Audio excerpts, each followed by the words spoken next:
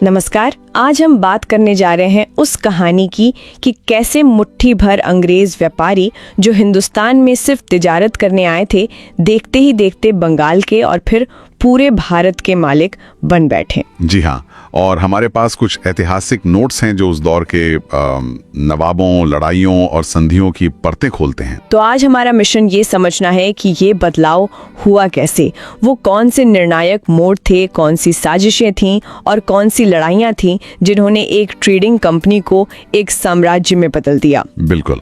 और इसकी शुरुआत करते हैं एक बहुत ही दिलचस्प तुलना से। बंगाल के एक नवाब थे अलीवर्दी खां।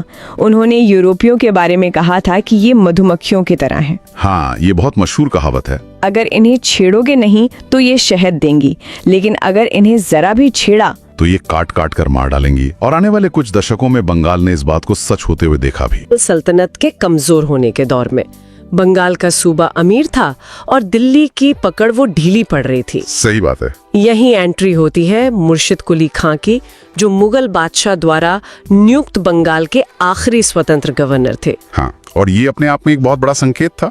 एक स्वतंत्र रूप से नियुक्त गवर्नर होना ये दिखाता है कि मुगल केंद्रीय सत्ता कितनी कमजोर हो चुकी थी। उन्होंने आते ही अपनी राजधानी ढाका से हटाई और मकसूदाबाद में बसाई, जिसका नाम उन्होंने रखा मुर्शिदाबाद। अच्छा, तो ये राजधानी बदलना सिर्फ एक जगह बदलना नहीं था? नहीं, बिल्कुल नहीं। ये एक तरह से दिल्ली से अपनी दूरी बनाने का, अपनी स्वतंत्रता जताने का एक तरीका था कि अब बंगाल के फैसले बंगाल में ही होंगे। नोट्स में एक इजारा व्यवस्था का भी जिक्र है जो उन्होंने शुरू की थी। ये क्या चीज थी? हाँ, और ये इजारा व्यवस्था बड़ी सीधी सी चीज थी। इसे आप एक तरह की नीलामी समझ सकते हैं। सरकार कहती थी कि इस इलाके से हमें इतना टैक्स चाहिए, अब कौन सबसे ज्यादा बोली लगाकर ये टैक्स वसूलने का ठेका लेगा। मतलब एक टैक्स फार्मिंग सिस्टम। बिल्कुल। जो सबसे ऊंची बोली लगाता उसे जमीन से लगान वसूलने का अधिकार मिल जाता था। इससे नवाब का खजाना तो तेजी से भरता था, पर इसका बोझ अक्सर किसानों पर बहुत ज्यादा बढ़ जाता था। समझ गई। तो मुर्शिद कुली खां के बाद आए अलीवर्दी खां, जिनकी मधुमक्खी वाली बात हमने सुनी, और उनके बाद गद्दी पर बैठा उनका नाती, एक नौजवान नवाब सिराजुद्दौला। और यहाँ से अंग्रेजों और नवाब के बीच टकराव की जमीन तैयार होनी शुरू हो जाती है। और सिराजुद्दौला का नाम आते ही एक घटना का जिक्र जरूर होता है, ब्लैक होल की त्रासदी। हाँ, ब्लैक होल की त्रासदी। 20 जून 1756 की ये घटना। बताया जाता है कि नवाब ने 146 अंग्रेज बंदियों को कलकत्ता के फोर्ट विलियम की एक बहुत छोटी सी कोठरी में ठूंस दिया था, जिसका साइज था महज 18 फीट गुणा 14 फीट। और अगली सुबह जब दरवाजा खुला तो कहते हैं कि सिर्फ 23 लोग जिंदा बचे थे। लेकिन यही कहानी में एक बहुत बड़ा पेच है। ये पूरी कहानी हमें एक ही सोर्स से पता चलती है, J.Z. हॉलवेल, जो खुद उन जिंदा बचे लोगों में से एक था। सिर्फ एक ही सोर्स से? हाँ, और दिलचस्प बात यह है कि उस दौर के एक नामी भारतीय इतिहासकार गुलाम हुसैन, जिन्होंने अपनी किताब सियारुल मुत्खरीन में उस समय का पूरा ब्यौरा लिखा है, वो इस घटना का कहीं जिक्र तक नहीं करते। एक मिनट, मतलब हो सकता है कि ये घटना हुई ही ना हो, या इसे बहुत बढ़ा चढ़ाकर बताया गया हो। बिल्कुल। ज्यादातर इतिहासकार आज यही मानते हैं। ये मुमकिन है कि कुछ कैदियों की मौत दम घुटने से हुई हो, पर ये जो आंकड़े हैं, 146 लोग और उनमें से 123 का मर जाना, ये अविश्वसनीय लगते हैं। तो फिर ये कहानी इतनी मशहूर क्यों हुई? क्योंकि ईस्ट इंडिया कंपनी के लिए ये एक प्रोपेगेंडा टूल बन गई। उन्होंने इस कहानी का इस्तेमाल इंग्लैंड में लोगों की सहानुभूति हासिल करने और सिराजुद्दौला को एक क्रूर जालिम शासक के तौर पर पेश करने के लिए किया। अच्छा, तो ये नवाब के खिलाफ सैनिक कार्रवाई को सही ठहराने का एक बहाना था। एकदम सही। और इस सैनिक कार्रवाई को अंजाम देने के लिए मद्रास से एक खास आदमी को बुलाया गया। वो शख्स जिसने कंपनी की किस्मत और हिंदुस्तान का नक्शा दोनों हमेशा के लिए बदल दिए, रॉबर्ट क्लाइव। हाँ, रॉबर्ट क्लाइव एक क्लर्क से कमांडर बना, एक बहुत ही महत्वाकांक्षी और शातिर रणनीतिकार। क्लाइव जब बंगाल पहुंचा तो उसका इरादा साफ था, नवाब को सबक सिखाना और कंपनी का दबदबा कायम करना। और इसी का नतीजा था 23 जून 1757 को हुआ प्लासी का युद्ध, भागीरथी नदी के किनारे। हम सबने किताबों में पढ़ा है कि इस लड़ाई में क्लाइव ने सिराजुद्दौला को हरा दिया और भारत में ब्रिटिश राज की नींव रखी। पर सवाल यही है, क्या ये वाकई एक लड़ाई थी? आप ऐसा क्यों कह रहे हैं? इसे एक लड़ाई कहना शायद गलत होगा।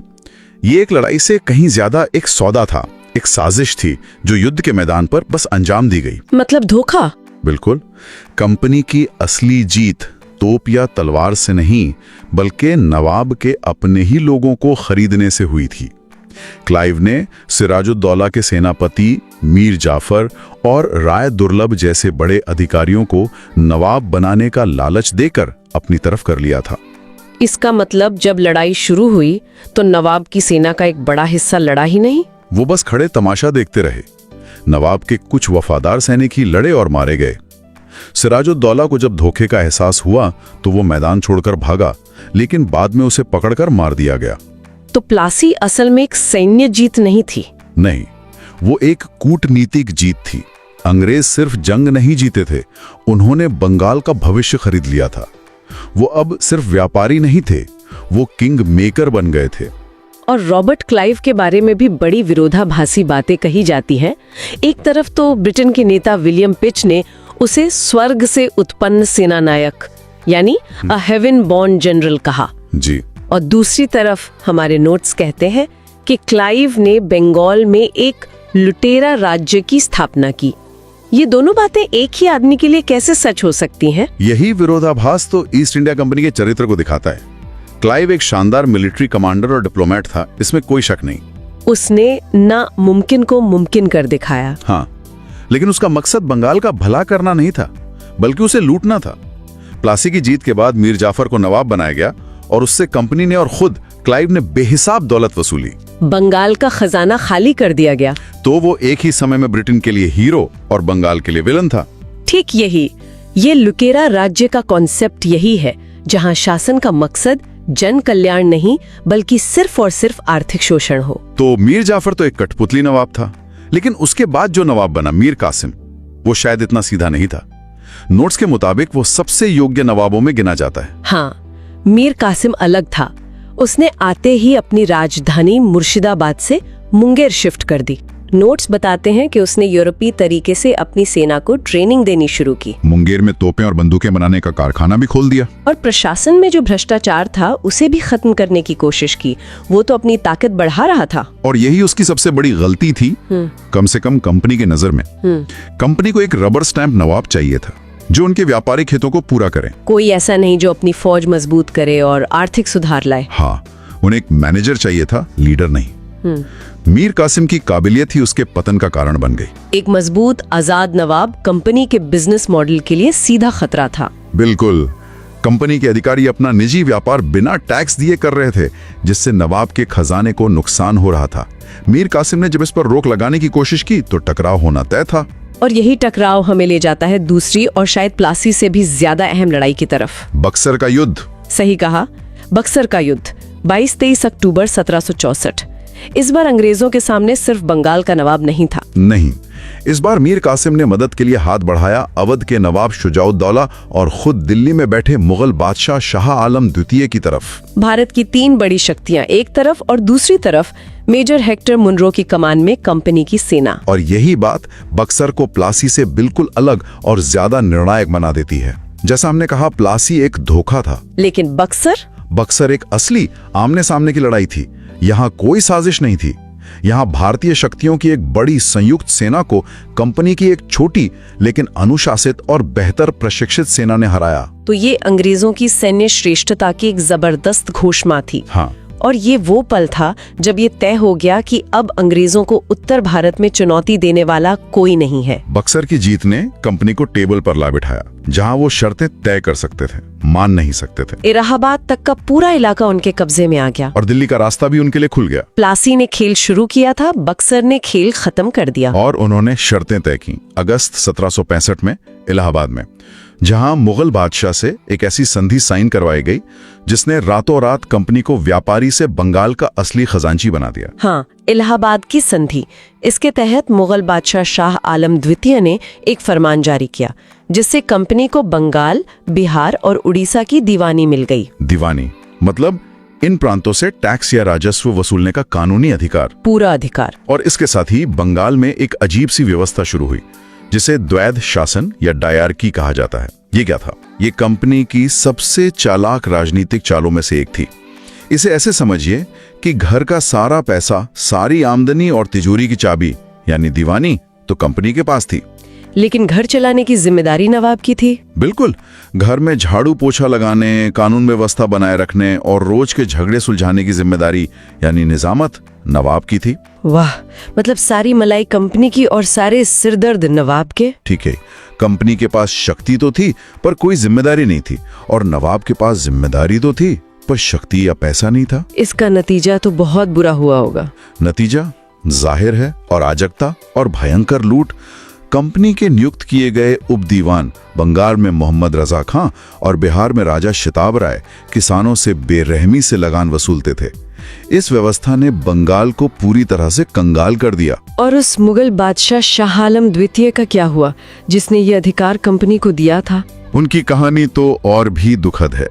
वो नाम के बादशाह रह गए थे, उनका पूरा जीवन आपदाओं से भरा रहा, यहाँ तक कि बाद में उन्हें अंधा भी कर दिया गया। ओह।